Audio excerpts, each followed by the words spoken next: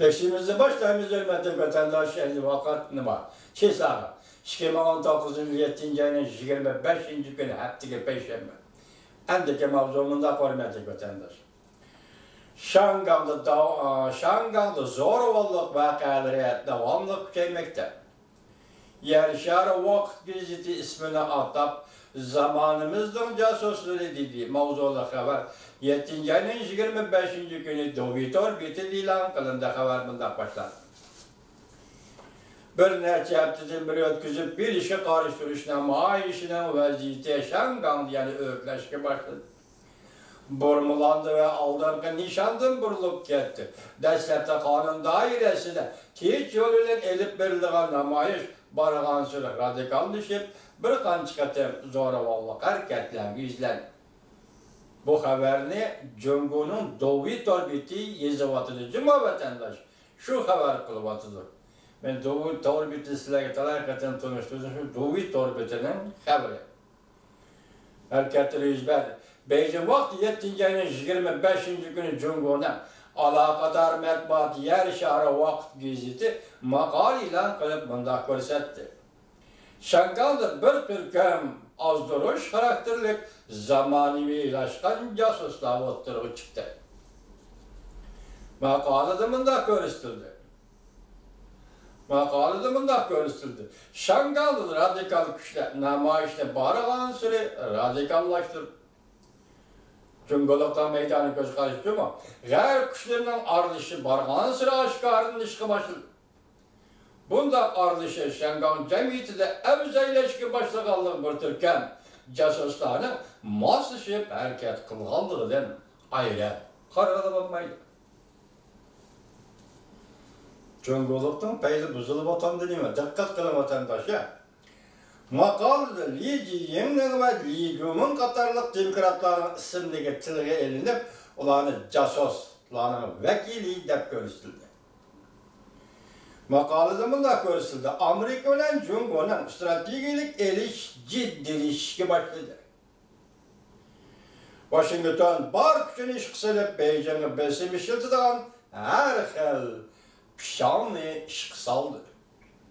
Li Jiying Li Jumin qatorliq demokratlar bo'lmasa Li Jiying yaqinda Amerikaga kelib, Amerika Qo'shma Shtatlarining muavin prezidenti Mike Pence, Amerika Qo'shma Shtatlarining davlat ishlar katibi Mike Pompeo, shundoq Amerika Qo'shma Shtatlari Aqsray davlat bexatarligi maslahatchisi John Bolton qatorliq davlat rahbarlarining qabul qilishiga erishgan kishi. Li Jiying endi Li Jumin bu Şangandagi kona peshqadam pan-demokratizmchi. Shamsaldi. Li Jiying, Li Jumin qatorliq demokratik doiralar faol birlashtirildi. Bular chet elga tayinlab o'zini cho'ng ko'rsatib qolmay, Amerika tarafga o'zining hamkorlashib, Jungoni cheklaydigan qurol bo'lish ahamiyatini oshkorladi. Yershar vaqt gazeti maqolasida bunday dedi. Şanganda bu bir turkum zamonaviy jasuslar demokratiyani qo'lga keltirish, erkinlik bayrog'ini ko'tarib olib tarixdagi jasuslarga solishtirganda texnika qoymoq turish kuchiga ega bo'ldi.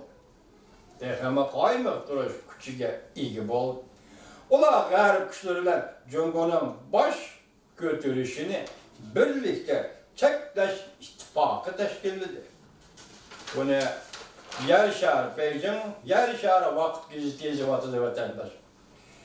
Li Jiying va Li Juminlarning vaziyati olti garchi tar bo'lsa-mu, ularning yuz o'rgini Junxo millatining nishonidir.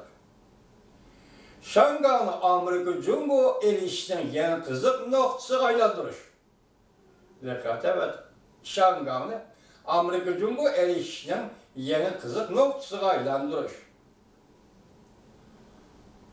O'xshash yana Şanganda yashaydigan 7 million Şanganlikning negizlik manfaatidan yuz o'rgan kishilar. Tushunishimizga asoslangan zo'ravonlik bilan hujum qilish, qonun turg'izish, komitetiga besib kirish, Beijingda turishliq aloqa bog'lash, Şanganda turishliq aloqa bog'lash o'rnini qo'yishni bilish, qatarlıq ötküzüp bir iş karıştırışdan başlanğan namayiş del hazır Şanganlı kengip Zorovol yüzde. Alaqaballaş orlu hücum kılğandan keyin Cumhuriyet Kompartiyası alaqadar dairle bu hareketlerini arkadan ayıplab.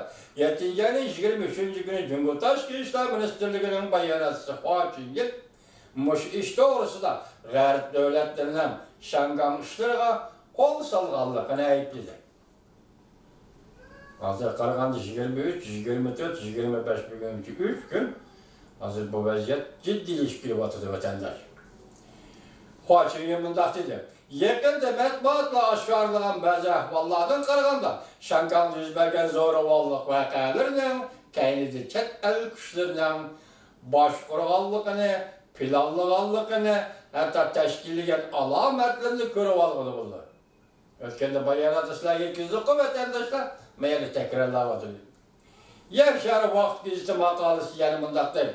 Amerika tarafdan Şangandan foydalanib Jungo bilan elishadigan birdan-bir usuli Şangan bu pul muomala markazini qalaymaganlashtirish, Jungo bilan Şangandan inoqligiga buzg'unchilik qilib, Şangandan foydalanib har xil ovorachilik tepib Beijingni cheklash. Amerika Şanganni shunday aylantirmoqchi bo'lyapti. Yani Huachingilning bayonotidan qaraganda hozir Jungoning siyosiy maydoni o'zgaryapti. Amerika qaratgan siyosiy maydoni o'zgaryapti.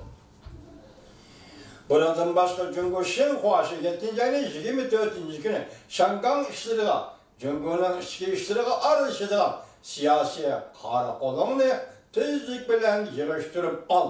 Mavzuliq maqola e'lon qilib, endi Shenhua e'lon qilgan maqola. Amerika, Angliyada ba'zi siyosiyonlarning demokratiya erkinlikni bahona qilib, Şanganning ichki ishlari qiyib yalmaz qarakol salg'anligini tanqid. Hem davlat Tashqi ishlar ministrligining bayonoti, Huachingilning bayonotida ko'rildi bu. Hem Shenhuaning tarqatgan xabarlar ko'rildi bu. Endi maqolalar qilsa, Remirov e'lon qildimini ko'ramiz. Lekin hozir Jungoning bu pozitsiyasi o'g'in Amerika Qo'shma Shtatlari bilan Cumhuriyet Halk Cumhuriyeti savdo suhbatini davomlashtiradigan o'rin Shanxayni belgiladi. Bu savdo suhbati Shanxayda boshlangan bo'ldi 7-30 kundan boshlab. Deyarli mushkulni oldi keldi Jungo hurpiyib kelyapti bu yerda. Vatandaş.